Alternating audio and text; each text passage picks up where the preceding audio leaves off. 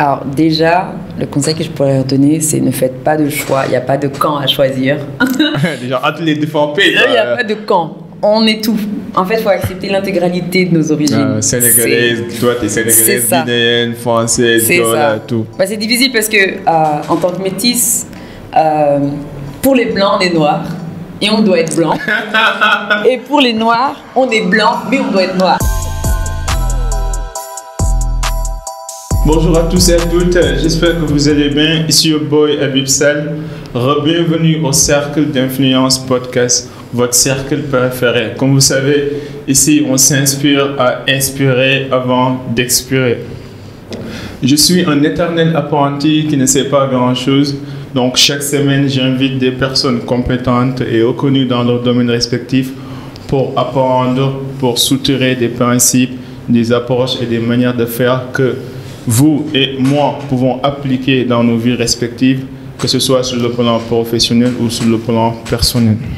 Donc aujourd'hui, j'ai l'honneur de recevoir pour la première fois, c'est notre première invitée femme du cercle et je suis vraiment reconnaissant envers notre chère Aminata Sanyara. Bienvenue au cercle. Merci beaucoup. Ouais. Merci pour l'accueil.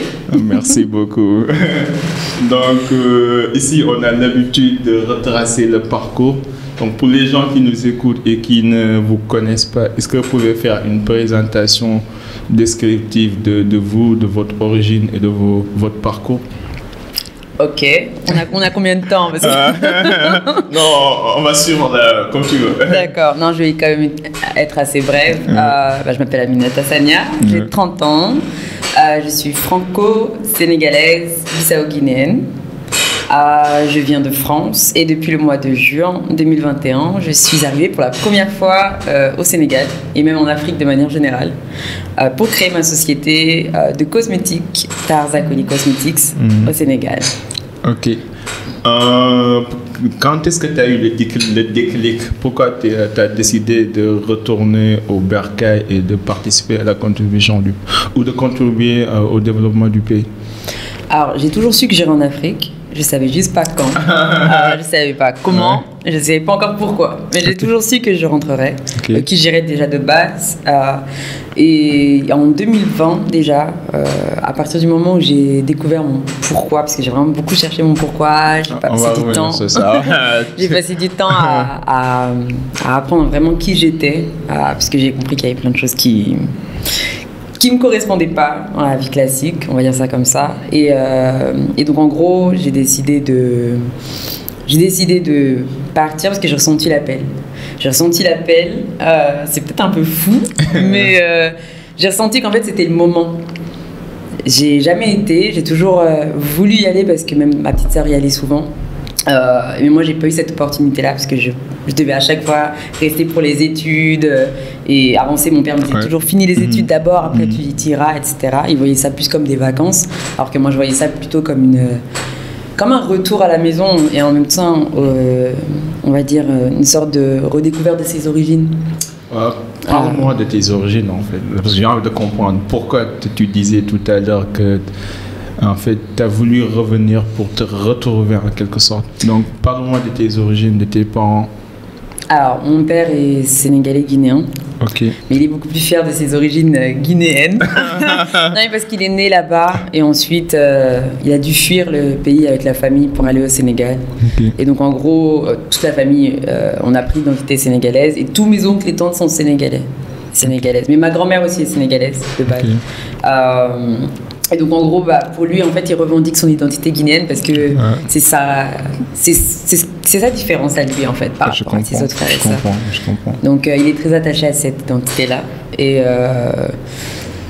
en gros, c'est très compliqué quand on lui parle du Sénégal. Il veut pas, alors qu'il a fait toutes ses écoles au Sénégal, il a fait tout son parcours au Sénégal, mais il est assez... à chaque fois, il dit non, je suis guinéen. Donc on dit ok, d'accord, papa, tu es guinéen. Mais voilà, on est sénégalais, guinéen en même temps. Et ma mère est française. Française. Oui. Donc là, tu as 3 origines différentes. C'est ça. Et je suis Diola, Pelle et Mandingue. Mais comment, en fait, toutes ces facettes, en fait, construisent votre identité? Parce que parfois, j'ai l'impression qu'on vous oblige de choisir un camp alors qu'en réalité, vous voulez développer votre propre identité qui est propre à vous. Donc, comment vous trouvez ce juste équilibre et comment, en fait, vous avez su, si c'est le cas, trouver votre identité personnelle et authentique à vous, quoi?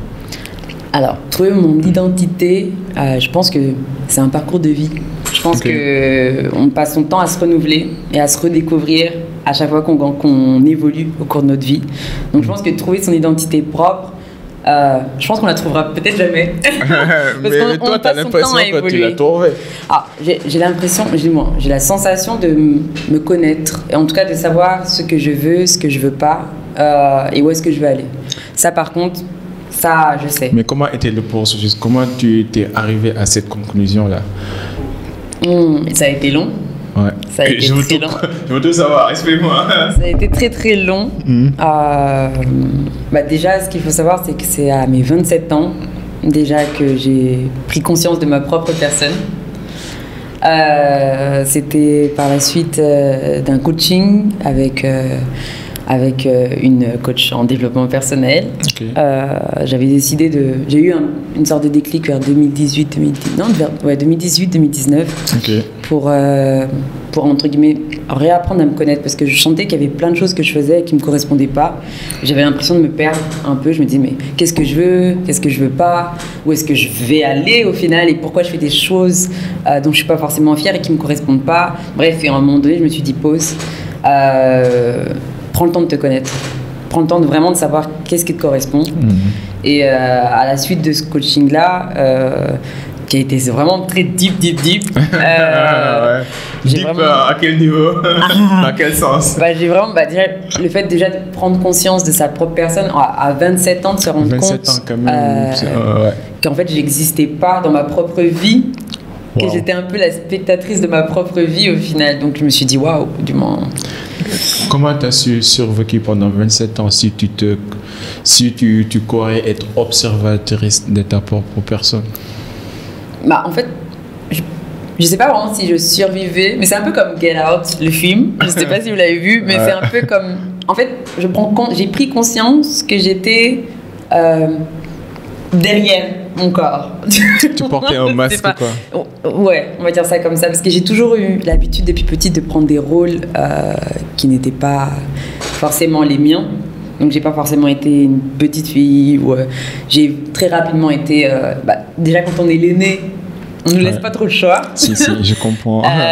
J'ai toujours été la maman d'eux. Donc j'ai toujours pris, que ce soit ma petite sœur ou même par la suite mes parents, etc. C'est toujours moi qui étais à l'initiative de voilà, il faut que je protège la famille, il faut que j'avance pour la famille. Tu mettais tout le temps les autres devant toi, en fait. C'est ça. Devant tes besoins, devant tes exigences, devant tes attentes et tout. Et imagine, il y a des jeunes qui sont ici au Sénégal ou au niveau de la diaspora qui se cherchent, qui ont une culture mixte des origines diverses et diversifiées. Est-ce que vous avez des conseils à leur donner, ou bien quels sont les outils qui t'ont aidé toi à retrouver en fait ta place dans la société, mais aussi ta place en tant qu'une identité africaine, ainsi de suite? Alors déjà, le conseil que je pourrais leur donner, c'est ne faites pas de choix. Il n'y a pas de camp à choisir. Déjà, entre les différents pays. Il n'y a pas de camp. On est tout. En fait, il faut accepter l'intégralité de nos origines. Sénégalaise, toi, tu es sénégalaise, guinéenne, française, tout. C'est difficile parce que, en tant que métisse, pour les blancs, on est noirs. Et on doit être blanc. Et pour les noirs, on est blanc, mais on doit être noir. Donc en fait, on se dit, bon, c'est compliqué. C'est comment je suis les deux, en fait. Je ne peux pas choisir pour vous faire plaisir, parce qu'au final, même quand on choisit, on nous remet toujours face à notre autre identité. Donc même si, imaginons, on dit, je choisis le camp noir. Peu importe votre décision, vous êtes toujours dans le piège. Les noirs vont dire, ouais, mais toi, t'es blanc. Ah, c'est la tout-bob. Je dis, non, mais je suis pas toi, je suis aussi noir. Donc c'est très compliqué. C'est très compliqué de faire avec tout ça. Donc le conseil, c'est ne choisissez pas de camp. Premier conseil, ne choisissez pas de camp. Non. Deuxième conseil, acceptez-vous tel que vous êtes. Parce que c'est votre richesse, en fait. Et si vous ne vous acceptez pas, dans tous les cas, les gens vous mettront toujours dans des cases. À vous de vous mettre dans la case qui vous correspond. Et même en soi, ne vous mettez même pas dans des cases en soi. Soyez toutes les cases en une seule case. Je sais pas si... Je suis d'accord avec toi. Je pense que c'est une force de connaître plusieurs cultures, d'avoir plusieurs origines. En fait, c'est comme quand vous êtes professionnel et que vous travaillez, par exemple, vous travaillez au Sénégal et puis en un peu de temps, vous allez travailler en Europe, ensuite en Amérique. Donc, toutes les cultures, toutes les expériences collectées, ça va vous servir. Ça va vous rendre beaucoup plus ouvert, beaucoup plus, en fait, ouvert d'esprit, beaucoup plus orienté vers lui. Après tout, on est tous des humains, quoi. Moi, j'aime bien Omar Sy quand il met sur son Instagram comme bio un être humain, quoi. Je suis d'abord un être humain avant d'être un acteur, un père, peu importe. On est tous des êtres humains qui se cherchent, quoi. Mais surtout que les gens ne comprennent pas ça, mais on ne se pose pas nous-mêmes ce genre de questions quand on est face à nous-mêmes. C'est après des discussions, c'est après des échanges que en fait, on nous met face à nos différences.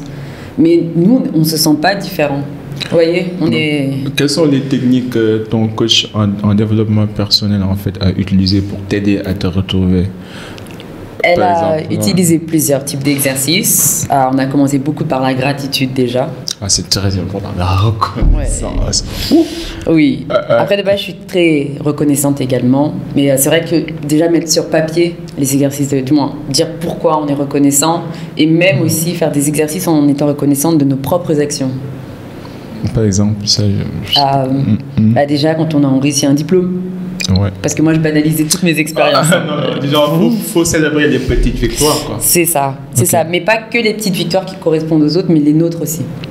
Et c'est ça, en fait, là, qui fait toute la différence. C'était deep. C'était deep. C'est profond, ouais. Bah oui, parce que moi, j'avais l'habitude de banaliser un peu tout. J'ai eu une licence. À chaque fois, j'ai l'impression que c'était de la chance. J'ai eu un master. Après, je me suis dit, ouais, mais je l'ai payé. Alors qu'en fait, les gens me disent, mais non. Non, en fait, il y a des gens qui payent et qui ne réussissent pas. Donc arrête de banaliser tes réussites au final. Parce que au final, c'est comme si j'étais tout le temps à la recherche de mes échecs. Donc je glorifiais mes échecs et je banalisais mes réussites. Wow. Tu vois. Wow. Et elle me disait non, en fait, prends le temps d'écrire. Parce que toi, en fait, t'as réussi dans ta vie. Parce que moi, j'avais pas l'impression d'avoir réussi quelque chose. Non. Et au fur et à mesure, j'ai fait ça, j'ai commencé à écrire mes réussites. J'ai mes phrases d'affirmation également. C'est super. Donc ça peut peut-être aider certaines personnes. Tous les matins, je me dis, je suis belle, je suis forte, je suis intelligente, c'est intéressant. Je suis indépendante, je mérite le respect et je mérite l'amour. Voilà les phrases que je fais tous les matins. Les affirmations sont très importantes. Ouais. Parce qu'en fait, nous sommes le reflet de notre pensée. C'est ça. Si vous pensez que vous n'êtes pas digne d'être aimé, d'être apprécié, mais vous allez refléter cette énergie négative sur les autres. Et vous allez avoir moins d'amis. Après tout, et vous allez accepter des choses qui ne vous correspondent pas. Donc là, les messages d'affirmation et quoi d'autre comme technique qui t'a aidé? Bon, c'était... Non, vas-y, on est en famille là. All right. Ouais, en famille, mais bon quand même. Hein? On est en famille, on est au cercle d'influence là. En fait, il y avait un exercice sur lequel en fait, je me suis dit, mais elle est folle ou pas? Elle m'a dit, mais mets-toi seule, tu vas dans ta chambre, tu te mets totalement naked et tu te regardes devant le miroir et tu fais un silence. Wow. Et je me suis dit, mais c'est une hippie celle-là, elle est malade. Quelle idée de mettre nu comme ça devant mon écran, devant mon miroir et de ne pas parler en plus. Ouais. Mais je me suis dit, bon, écoute, si elle te le dit, c'est qu'elle a ses raisons. Donc je l'ai fait. Et c'est là où j'ai pris conscience en fait que, de un, je m'étais jamais regardée dans un miroir en 27 ans. En fait, à chaque fois, mes yeux, ils partaient, mais je ne me regardais pas. Et le fait de faire cet exercice dans le silence, ça m'a vraiment permis de me voir, en fait. Okay. De vraiment voir la personne que j'étais. Ouais. Wow. Ouais. Et ça a été comment l'expérience? Ça a été assez particulier. C'était très intense. Surtout le fait de faire un silence, parce que moi, à chaque fois, je parle toujours pour essayer de passer à autre chose. Et là, le fait de faire le silence, j'ai pris le temps de me regarder, de regarder tous mes traits, mon visage, de m'accepter. En fait, je pense que j'ai commencé à m'accepter en me voyant, déjà, aussi simplement que ça. C'est très important. C'est très important. Ouais. Et à partir de ce moment-là, j'ai commencé à faire les exercices de phrases d'affirmation. J'ai commencé à les écrire un peu partout dans ma chambre, même dans mon couloir, etc. Pour vraiment en fait que inconsciemment, déjà mon cerveau voit ce genre d'informations-là. Parce que dans ma tête, H24, j'ai plus de pensées négatives que des pensées positives. Donc ça commence doucement, mais c'est un travail sur le long terme. Donc, c'est pour ça que j'ai aimé quand tu as commencé avec la gratitude, la reconnaissance. Parce que si tu sais en fait reconnaître, par exemple, on est tous dans ce monde, non? Mais imaginez quelle était notre chance d'être né en fait. Si on raisonne en termes de mathématiques, de probabilité, c'est 0,00001% de chance d'être dans ce monde. Et après, tu peux commencer à partir de là pour extrapoler. J'ai un toit, j'ai de quoi manger, j'ai des parents qui sont vivants. Donc il y a plusieurs petites choses que nous prenons pour acquis, alors qu'en réalité, c'est des réalisations énormes. Énormes. Donc c'est très important de célébrer les petites victoires, mais aussi de reconnaître la chance qu'on a d'être vivant et en bonne santé. Là, si vous êtes au Sénégal et que vous gagnez par exemple 2000 francs CFA par jour, vous êtes désormais plus chanceux que les 6 milliards en fait de population au monde qui vivent en dessous de $2 par exemple. Vous voyez un peu? C'est très important. Donc là, tu t'es retrouvé, mais tu n'as pas encore retrouvé ton pourquoi. C'est quoi ta raison d'être et comment tu as trouvé, c'était comment le processus pour retrouver ta raison d'être, ton why, comme on dit? Alors ça a pris du temps aussi. En fait, avec les générations qui arrivent, on a tendance à vouloir tout vite. Sauf que certains processus prennent du temps, il faut l'accepter. Il faut accepter surtout tout le chemin pour arriver à une réponse. Mais c'est aussi la beauté de la chose. Une réponse qui change constamment aussi, même dans l'avenir. En plus, mais on va dire qu'une fois déjà, comme on dit, c'est toujours la première étape qui est la plus longue, la plus difficile, mais après les marches, elles sont plus faciles à monter. Mais la première marche, c'est la plus difficile. Mais une fois déjà qu'on arrive à passer tout ce long processus et qu'on arrive à comprendre une fois au moins un pourquoi, même si le pourquoi évolue, ça sera beaucoup plus simple. Mais oui, ça m'a pris plus de 3 à 5 ans pour trouver mon pourquoi. Après, bien évidemment, entre-temps, il y a eu plein de phases de tests où je me cherchais aussi. Entre-temps aussi, il y avait la phase de recherche personnelle. Mais j'ai essayé de lancer plein de petits business. Et au final, je me suis rendu compte que j'étais pas attirée. En fait, c'était pas l'argent en soi qui m'intéressait. C'était réellement tout l'impact social. Je voulais avoir un impact. Je voulais apporter quelque chose. Et c'était il y a à peu près... c'était ça, 2020. Fin 2019-2020, où là, par la suite de mon développement personnel, tout est lié au final. Je me suis demandé, mais en fait, sur quel sujet je pourrais parler pendant des heures avec la même intensité et qui pourrait à chaque fois, en fait, qu'est-ce qui pourrait me réveiller le matin de 4 heures, qui pourrait me faire travailler de 4 heures du matin jusqu'à 22 heures non-stop, et ça pendant, je sais pas moi, peut-être 1 an, 2 ans, 3 ans. Et je me suis posé la question, je me suis dit sur quel sujet à chaque fois hyper à fond, etc. Je me suis dit, c'est simple, le racisme, les discriminations, les inégalités. Super, ouais. Et après, je me suis dit, comment, à partir de ça, je peux faire quelque chose, moi, à mon niveau, apporter quelque chose, avoir un impact. Et je me suis dit, je vais commencer par le cheveu. Et c'est pour ça, après, que toute la société est née. Donc là, si on résume ta raison d'être, c'est... L'humain. L'humain.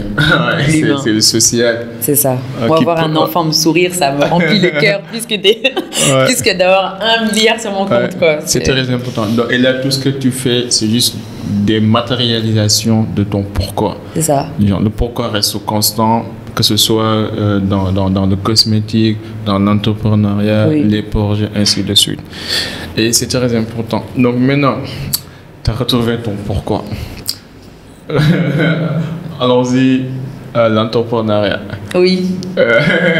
Parle-moi de ton projet cosmétique là. Et qu'est-ce que tu cherches à réaliser? C'est quoi ta vision en fait des choses par rapport à ce projet? Alors, ma vision, c'est de permettre à toutes les femmes qui ont des cheveux texturés de se sentir belles, quelle que soit la coiffure qu'elle va pouvoir faire sur sa tête. Okay. C'est qu'en gros, si demain, elle veut pouvoir mettre une perruque, qu'elles la mettent, mais parce qu'elle se sent, parce qu'elle se sent belle. Et parce qu'en fait, pour elle, la perruque serait un accessoire de beauté et non pas un accessoire pour qu'elle subit, entre guillemets, pour se sentir acceptée dans la société. Je ne sais pas si vous voyez à peu près la différence. Parce que j'ai l'impression qu'il y a tellement de femmes, en fait, on essaye de nous dicter un standard de beauté. Mais comment, déjà, on grandit en nous disant la beauté, c'est subjectif. Mais on veut nous imposer un dictat de beauté. Donc je me dis, pause. On ne peut pas avoir un standard de beauté et à côté on nous dit la beauté c'est subjectif. C'est pas vrai, c'est faux. Surtout que, comme on dit souvent, ce sont les vainqueurs qui écrivent l'histoire. Donc malheureusement, ou heureusement, je ne sais pas, parce que maintenant on a un éveil, mais malheureusement, il y a eu beaucoup d'impact. L'histoire fait qu'aujourd'hui on subit encore pas mal d'impact, et dont la beauté. Alors que la femme africaine a une richesse au niveau de sa beauté, que ce soit au niveau de sa mélanine, que ce soit au niveau de ses cheveux, et c'est tellement pas mis en valeur. Et donc moi, à mon niveau, je suis pas... Voilà, à mon niveau, mon objectif, c'est que la femme africaine puisse redécouvrir sa beauté, révéler sa beauté à travers ses cheveux, parce que à travers ses cheveux, entre guillemets, c'est pas juste sa beauté qu'elle révèle, c'est également son identité qu'elle retrouve et dont elle est fière aussi. Vous voyez, c'est tout, en fait, c'est tout cet environnement en fait, que je veux créer à travers ma marque de cosmétiques. Ça va au-delà des cheveux, ça va au-delà juste de la beauté. C'est réellement retrouver la fierté de ses origines, être fier de ses ancêtres, être fier du parcours de ses ancêtres également. Et en fait, le montrer avec ses cheveux. Le montrer et par la suite, voilà. Ça passera par la peau, etc. Mais la peau, c'est tellement compliqué. C'est beaucoup plus long. Mais déjà, commencer par les cheveux. Je me dis, il y a tellement à faire avec les cheveux. Il y a toute cette histoire. Il y a un partage. En fait, même dans notre histoire, on voit bien que il y a toute cette richesse de coiffure. C'est un partage qu'on a entre femmes. Il y a toutes ces techniques, il y a tous ces produits naturels et qu'on ne valorise pas. Qu'on ne valorise pas, qu'on ne met pas en valeur. Et donc moi, comme je l'ai dit, à mon niveau, ce sera de mettre en valeur tout ça. Mettre en valeur la beauté de la femme africaine. Quoi. Parce qu'en fait, votre définition de la beauté africaine, je dirais que c'est un peu différente de la majeure partie des... C'est comme le développement durable. Tu vois les parents là, qui viennent nous dire on veut que l'Afrique soit un continent développé. Mais est-ce que vous, votre modèle de développement, est-ce que c'est est-ce que c'est ce que nous voulons vraiment? C'est ça. On ne veut pas habiter dans des appartements distancés, aller bosser. Non, nous, on a la taringa, on a le social. Chacun a une maison, on habite côte à côte, on est gentil envers les uns et les autres. Donc, votre modèle de développement peut-être ne marche pas forcément avec nous, ce qu'on croit être un bon modèle pertinent et cohérent en tant qu'une société africaine. Et donc aussi, je vois la même analogie aussi quand il s'agit de beauté africaine. Les femmes africaines, bon, je ne dirais pas tout le monde, mais la majorité cherche à copier l'occidental. Mais c'est pas qu'en Afrique en plus, même en Asie, faut le savoir, c'est réel. En fait, il faut juste qu'on retrouve notre identité. Il faut qu'on soit fier de notre identité. Il faut juste que ce ne soit plus des choix subis, mais des choix choisis. Je fais ça. Répète ça. Mais, en gros, qu'une femme mette une perruque, moi, ça ne me dérange pas. Qu'une femme ait besoin de se faire des nattes, ça ne me dérange pas. Qu'une femme... en fait, qu'elle choisisse, que ce soit des choix, et non pas quelque chose qu'elle subisse. À partir du moment où moi, la femme met une perruque parce qu'elle ne se sent pas belle et in dans la société occidentale, moi, ça me dérange. Après, on va dire, oui, mais moi, je suis personne. Oui, c'est un fait. Je ne suis qu'une personne dans tout l'univers.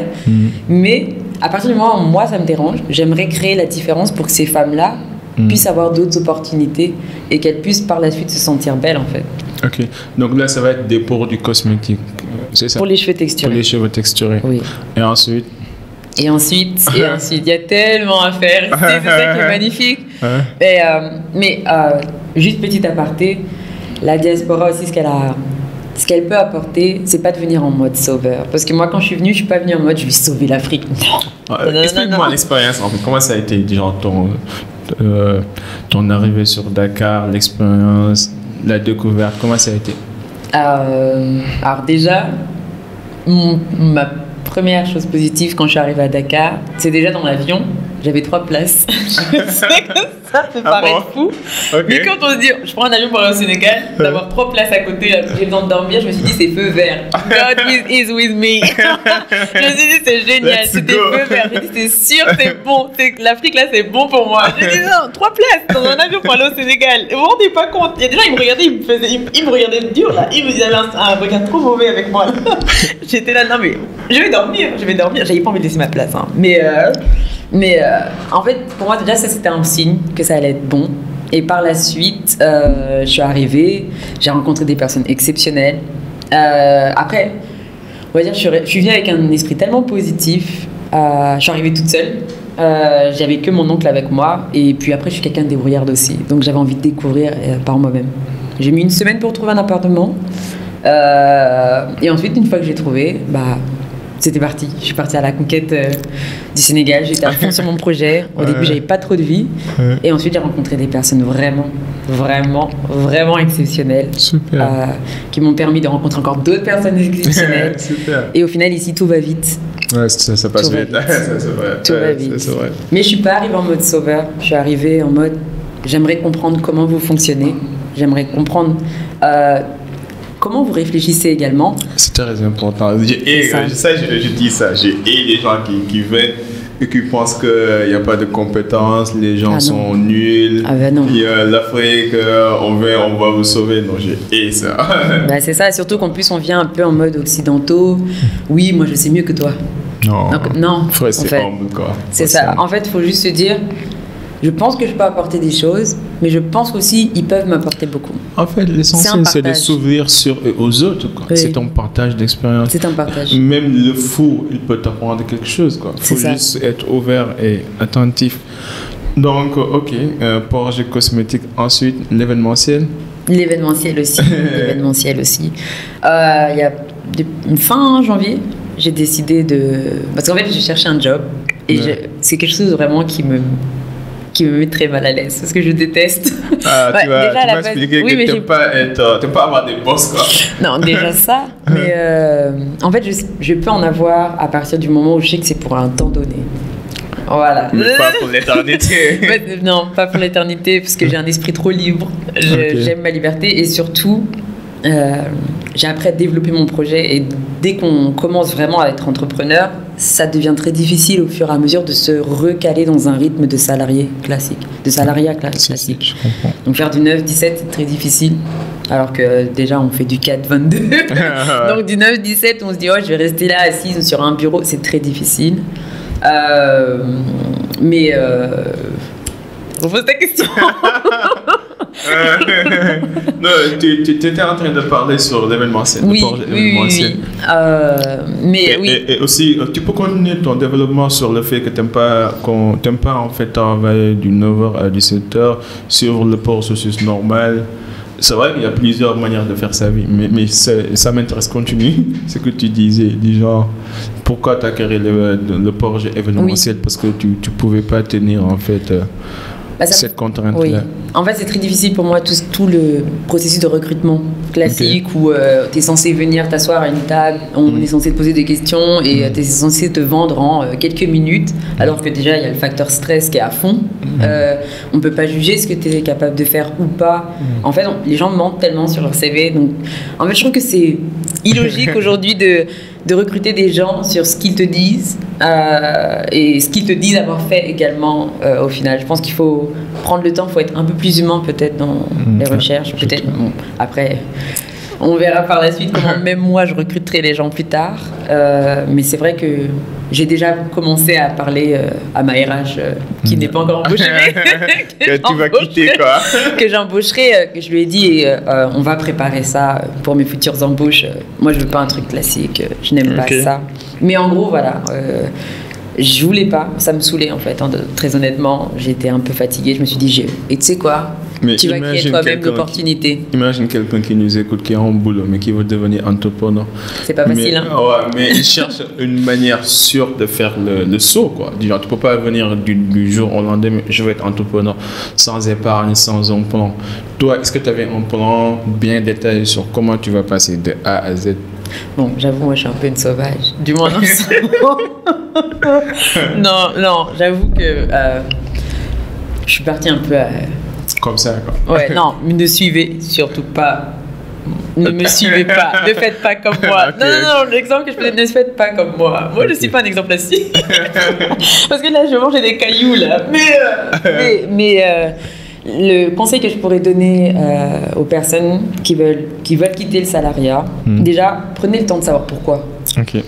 Et soyez sûrs de ne pas vouloir quitter le salariat parce que c'est la mode, l'entrepreneuriat. L'entrepreneuriat, c'est compliqué. L'entrepreneuriat, on n'a pas de vie. Oh, j'ai tellement échoué que on n'a pas de vie. Il faut prendre conscience de ça. Là, c'est peut-être la mode, on nous dit entrepreneuriat. Ouais, j'ai monté ma boîte. Les gens vous disent ce qu'ils veulent. Il y a beaucoup de personnes qui disent j'ai une boîte alors qu'ils n'ont même pas de salariés. Ils n'ont même pas aucun employé. Non, mais même c'est eux, une personne, une boîte, pas de fonds, pas d'entrée. Et ils se permettent de dire partout j'ai une boîte. Non. Après aussi, il ne faut pas se faire leurrer, quoi. Non, c'est ça. Prenez votre temps. Oui. Faites ce que vous voulez. Mais après aussi, il faut toujours avoir un plan. Même si je préfère avoir un plan qui échoue que d'échouer sans plan, quoi. Oui. Qui planifie pas, planifie son échec. C'est ça. C'est très important. C'est ça. Quels sont les principes de vie qui t'ont aidé dans la vie ou par exemple, les ressources qui t'ont vraiment aidé? Des principes de vie, la persévérance. Après, et la polyvalence également. Quand on est entrepreneur, si on n'est pas polyvalent, soit on s'entoure d'une équipe qui l'est, soit on fonce dans le mur. Parce que concrètement, on peut pas... Et il ne faut pas avoir d'ego quand on est entrepreneur. Il faut laisser l'ego de côté. Quand on ne sait pas faire, soit on se forme, soit on s'entoure également de personnes qui sont compétentes dans le domaine. Mais on ne peut pas tout faire. C'est aussi quelque chose qu'il faut prendre en compte. C'est très très important. Donc, laissez l'ego de côté et persévérer. L'autodiscipline également, avoir un rythme de vie. C'est important de se dire de telle heure à telle heure et s'y maintenir également. Il y aurait aussi... mettez du sport aussi dans votre routine. C'est très important. Mind, body, soul, quoi. C'est important. Très important. Prenez le temps aussi de méditer. Quelles que soient vos croyances. Tout le monde me dit ça, mais je n'ai pas encore réussi à méditer. La prière, c'est une méditation, c'est une sorte de méditation aussi. Super. Donc, c'est pour ça que je dis, quelles que soient vos croyances, il y a plusieurs types de méditation. Mais prenez le temps aussi à chaque fois d'avoir une sorte de spiritualité pour votre esprit, pour vous élever également, c'est important. Parle-moi de la spiritualité. Comment tu trouves la spiritualité? Comment ça t'aide? Quels sont les exercices que tu fais pour développer en fait davantage ta spiritualité? À part la prière. Je fais pas mal de méditation également. Okay. J'utilise une application qui s'appelle Shine. Ok. C'est quoi Shine? Je connais Waking Up, mais Shine, c'est quoi? C'est une application, je pense, américaine. Okay. Qui te permet, en fait, tu as des femmes qui parlent. C'est un mix entre méditation et développement personnel. Ok. Et donc, en gros, ce sont des phrases, on te met dans un environnement, etc. Tu peux écouter ça le matin, le midi et le soir. Il y a plusieurs thématiques. Et donc, en gros, à chaque fois, ça te permet de t'élever spirituellement, mentalement. C'est super. C'est ça. C'est très super. Je lis aussi. Quels sont tes livres préférés? Genre, tu as des recommandations de livres aux jeunes qui nous écoutent? Même ça peut être des livres religieux, mais si tu dois choisir toi livre, peu importe, toi livre à recommander, qui t'ont vraiment aidé quoi, sur ta quête personnelle, spirituelle, financière, peu importe. Il y a le livre L'Alchimiste de Paul Coelho. Ouais. Ça, je m'y attendais. Il y a aussi Le Père riche, Père pauvre. Ok. Oui. Et en fait, j'ai ma liste audible là, mais je vais prendre mon téléphone parce qu'en fait, je ne les connais pas. Non, vas-y, regarde. Il y a Sun Tzu aussi. Sun Tzu, The Art of War. Ouais. L'art de la guerre. Oui. Ça, c'est très important. Oui. Je comprends maintenant pourquoi tu as des stratégies, des tactiques tout le temps. Quoi. C'est vrai que tu as lu ces livres-là. Oui, non. C'est très important. Oui. Est-ce qu'actuellement, tu as une peur, une insécurité que tu essayes de maîtriser, disons? Au niveau professionnel? peu importe, personnel, professionnel, les deux, disons les deux. Toi, t'es trop deep. Je t'ai dit, hein, c'est trop deep. Ouais. On va commencer sur le plan professionnel, après personnel. J'y arrive de tout savoir. Ah oui, je vois ça. Let's go. Ne lui parlez pas en off, s'il vous plaît. Ne lui parlez pas en off. Au niveau professionnel, que je le veuille ou pas, des fois l'échec. Ah, ça, c'est inévitable. Voilà, ça fait des fois ça vient. Try, fail again, fail better. That's life. Qu'on le veuille ou pas, des fois on dit toujours j'ai pas peur de l'échec, mais quand on y est confronté, c'est comme le rejet, quoi. Ça fait mal. C'est ça. T'es malin en plus, il y a un dit, hein. Je t'aide là. Ah ouais, je vois ça. Et la deuxième insécurité, bah, c'est ça, le rejet et l'abandon. Les deux insécurités au niveau personnel. Je deal with that. C'est compliqué, mais ça va. Comment tu fais? De toute façon, moi j'ai été rejeté minimum 200 fois dans ma vie. L'abandon, oui, je ne sais pas, mais le fait de penser de perdre mes 2 parents, ça, je ne peux pas supporter. Oui. Mais je sais que ça va arriver.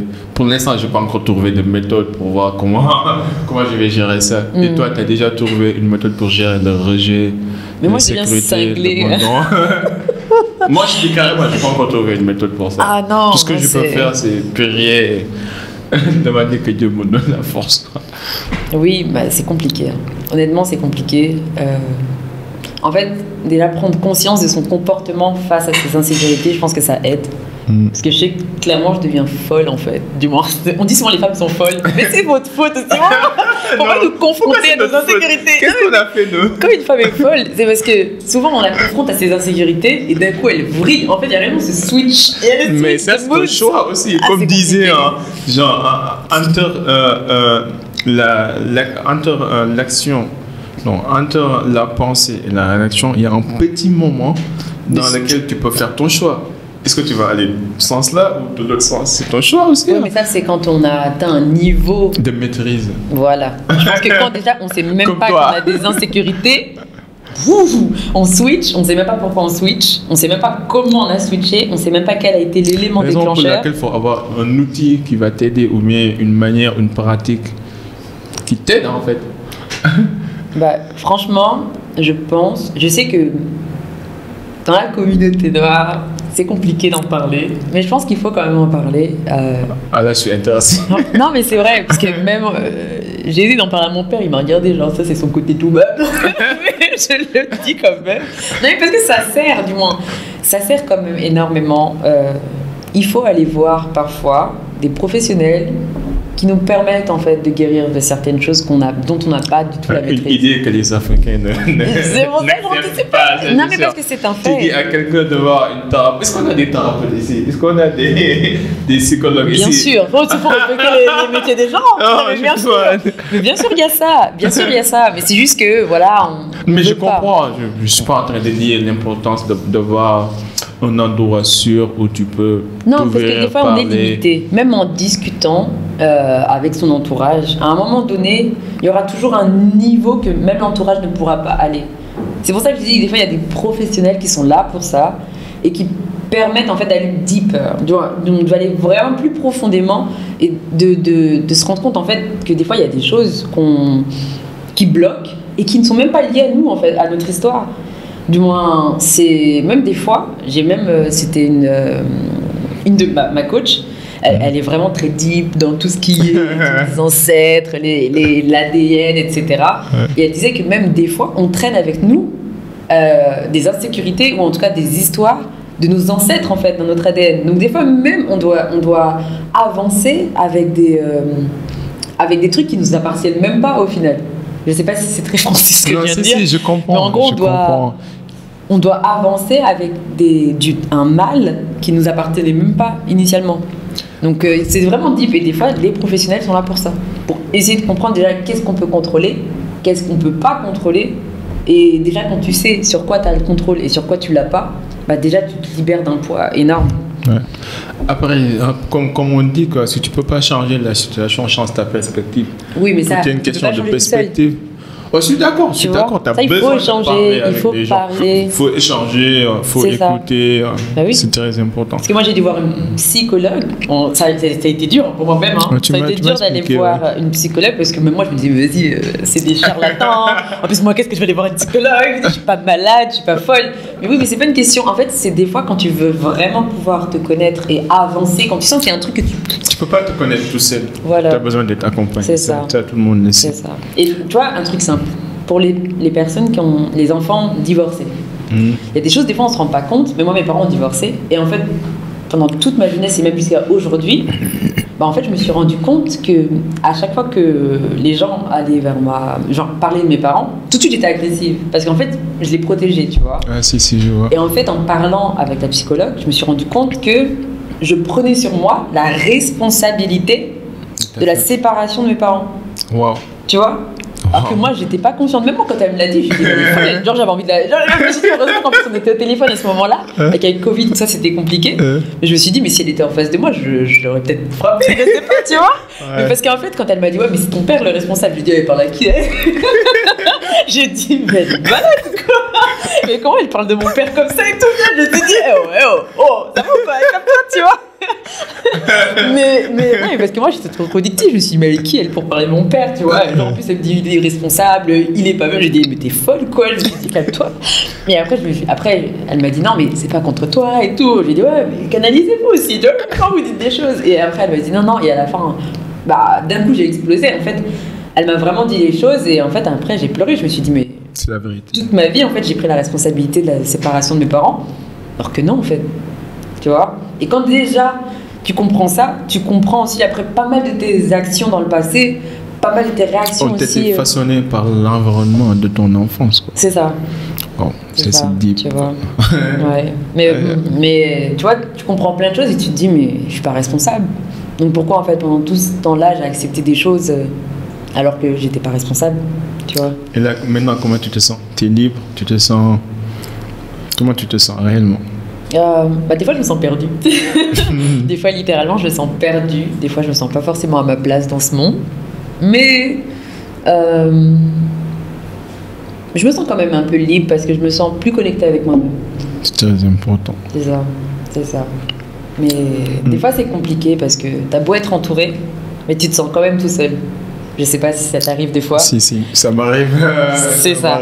T'as beau être entouré des meilleures personnes, d'aimer tous les gens, tu te sens même ingrat au final, tu te dis mais pourquoi je me sens seule, tu vois. Ouais, c'est vrai. Donc c'est compliqué. Ça, c'est une insécurité que j'essaie de... Je sais pas, parfois pareil, je me sens entouré, mais en même temps je me sens seul. Je comprends pas pourquoi. Ouais. Peut-être que j'ai besoin de parler avec quelqu'un.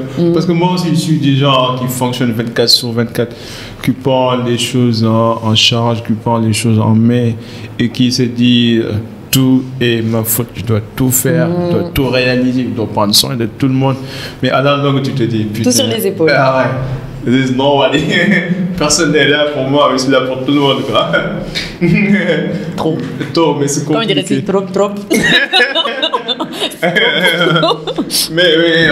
mais j'aime bien être utile aussi. En fait, parfois, ce que les points forts qui t'aident à réussir sur le plan professionnel, par exemple, si tu es ambitieux, si tu es courageux, si tu prends des initiatives, c'est bien dans le monde professionnel. Mais sur le plan personnel, ça devient de l'arrogance. Tu vois, quand tu es avec quelqu'un qui est tout le temps sûr de toi, tu as un caractère de ouf, ça ne va pas t'aider en fait. Parce qu'une personne peut être intéressée à toi pour ton caractère, pour ton ambition, mais ce critère-là ne va pas la retenir. Parce qu'à la longue, ça va devenir une faiblesse. Parce que tu vois un peu ce que je veux dire? Je vois, mais je ne partage pas la fin de ta phrase. Ah, vas-y. Je pense pas que c'est forcément une faiblesse. Je parle d'une faiblesse par rapport à la personne qui perçoit ça. Au début, tu vois une personne courageuse, tu dis waouh, il est courageux le mec. Et puis, entre-temps, je veux pas quelqu'un qui est un héros qui sauve tout le monde. Je veux quelqu'un vulnérable. Tu vois un peu, c'est difficile de mélanger courage et vulnérabilité ou ambition et modération. Tu vois un peu. Parfois, tu vois un peu. Parfois, on peut avoir une personnalité obsessive de tel point on est extrémiste comme ça ou comme ça, mais c'est difficile de trouver le juste équilibre.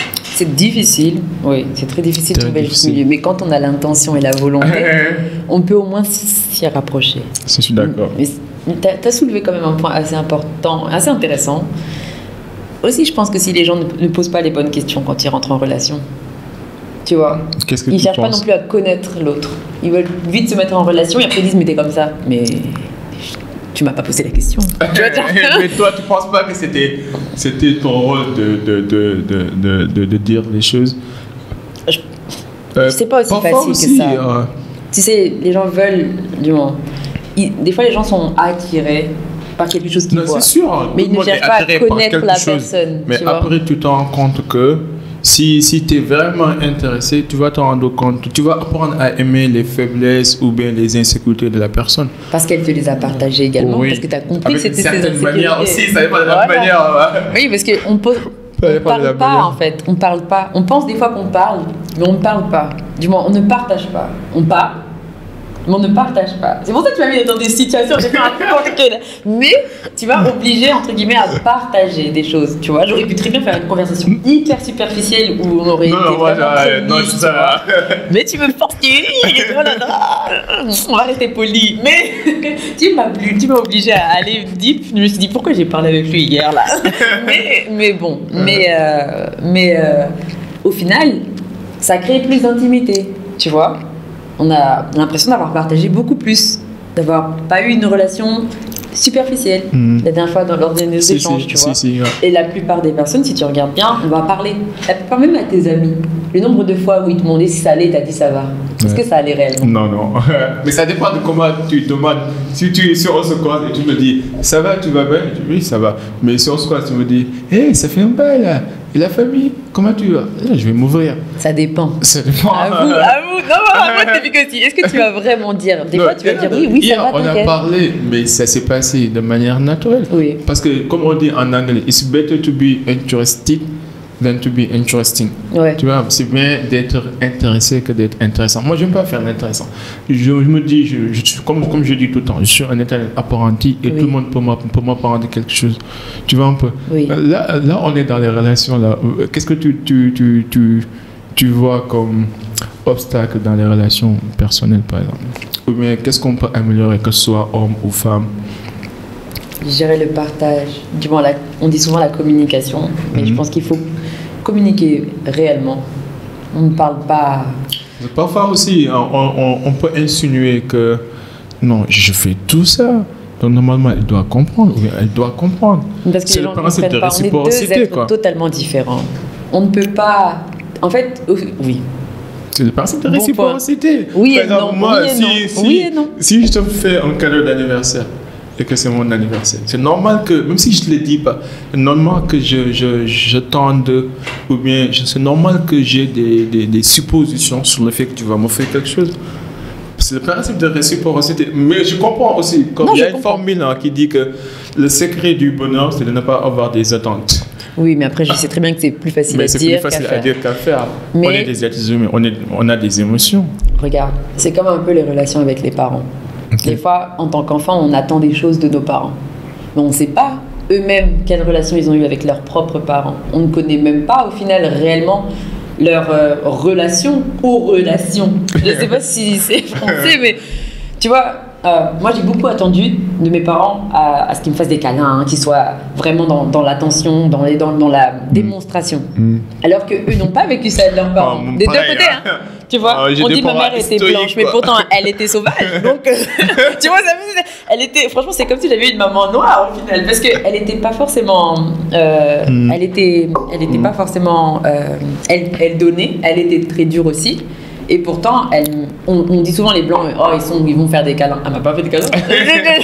Tu vois, et pareil pour mon père aussi, il était vraiment dans la distribution de valeurs, dans le partage de ses valeurs africaines, etc.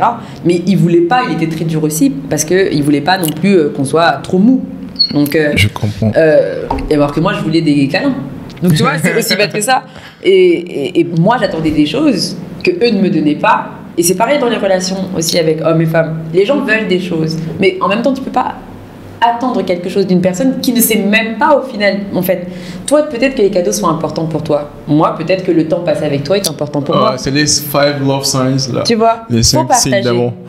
Faut partager. Si pour toi les cadeaux sont importants, tu me dis écoute. Non, mais c'est un exemple. C'est un exemple. Si vraiment pour toi, tu vas te dire, moi, les cadeaux pour moi c'est super important dans une relation. J'ai besoin de ça. Ok, je prends en compte ta demande, je vais le faire. Mais moi, je m'en fous. Tu vois, c'est aussi bête que ça. C'est à peu près le principe. Je dis moi, mais c'est pas moi forcément. Là, tu fuis la question.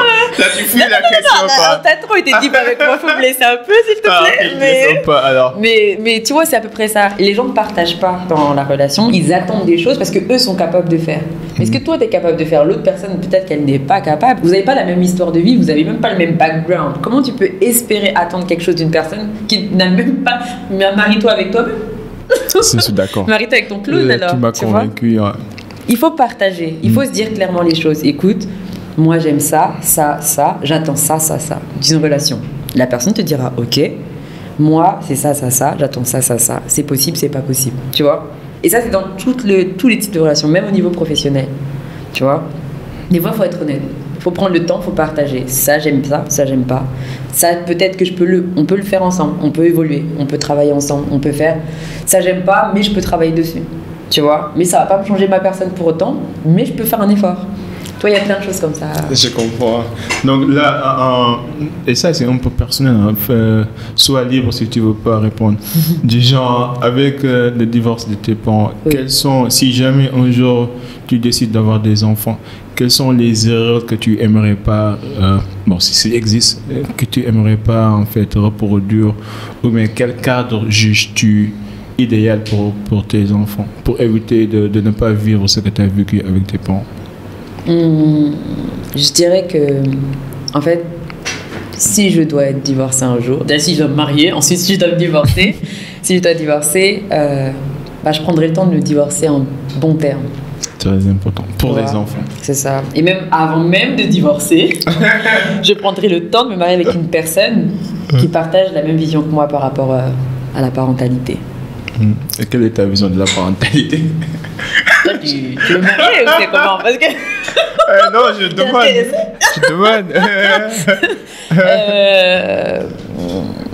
Déjà d'être présent pour les enfants. Okay. Qu'on s'aime ou pas, qu'on s'entende ou pas, qu'on soit là tous les deux. Qu'il n'y ait pas un des deux parents. En fait, l'homme n'est pas censé juste ramener l'argent. Du moins, c'est trop facile. Aujourd'hui, la femme aussi ramène. Donc, en fait, ça sert à quoi? Tu vois, c'est aussi... Donc, en fait, que le père puisse avoir un rôle entier aussi et que la mère puisse avoir son rôle aussi. Que chacun puisse remplir son rôle de parent et en dehors du cadre financier. Vraiment, au niveau du partage des valeurs, etc. Donc, c'est vraiment ça, en fait, le partage.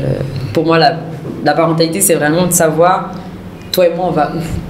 Pour nos enfants, si demain ça va pas, si on ne s'aime pas, si on ne s'aime plus, si ça va pas, comment on fait? En fait, c'est ces questions-là de se poser avant d'avoir fait même nos enfants, avant même de se marier. Je suis d'accord. Tu vois?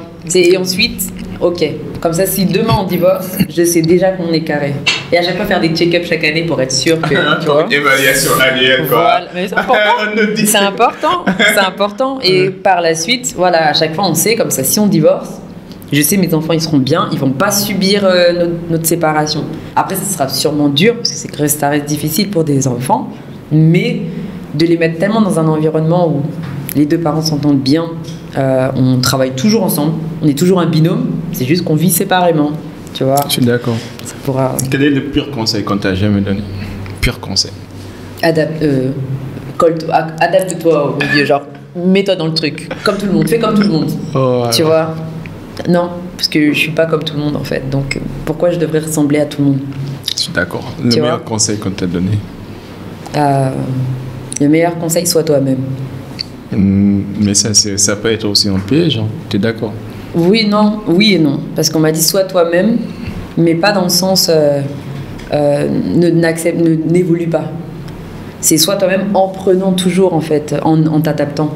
Mais pas l'adaptation du premier, là, non. C'est en t'adaptant à ton environnement, en étant meilleur chaque jour. Tu vois, en essayant à chaque fois de t'améliorer, de devenir meilleur. C'était plutôt dans ce sens-là de sois toi-même. Reste toi-même. Reste fidèle à toi-même, en fait, tu vois. Là, imagine, tu as 110 ans, tu as vécu, tu as réalisé. Là, 110 ans. mais quand même, parce que je veux quand même. J'ai 110 ans et je suis indépendante toujours. Sinon, en route. Tu as réalisé tous tes projets et que là, tu dois en fait laisser toi, principe. Quel est toi, principe très important à léguer au monde entier? Quel principe donnerais-tu en fait? Je vais donner mes trois principes à 30 ans, c'est-à-dire mon âge actuel. Parce qu'à 110 ans, je ne serai pas la même personne. C'est sûr. Donc je ne pourrais pas donner je suis d'accord. conseils. Comme tu veux. Donc les 3 principes de vie. Pas juste de vie, hein. Peu importe, des vérités universelles, peu importe. 3 principes que tu dis, je suis sûr que si quelqu'un applique ces 3 principes, il va réussir dans la vie. Ou bien il aura moins de souffrance dans la vie. Alors déjà, je vais donner mon indo. J'aime trop ça. C'est ma phrase clé. C'est quoi? Behind the clouds, stay the sun. Derrière les nuages, il y a toujours le soleil. Ça, je l'ai vu. Je l'ai surtout vu quand j'ai voyagé. Quand tu prends l'avion et qu'au début, il fait nuageux. Et en fait, d'un coup, tu passes entre les nuages. Je ne sais pas si tu as déjà vu ça. Et en fait, le ciel est bleu. J'ai déjà vu ça. Et à ce moment-là, ça a fait bam dans ma tête et je me suis dit, mais...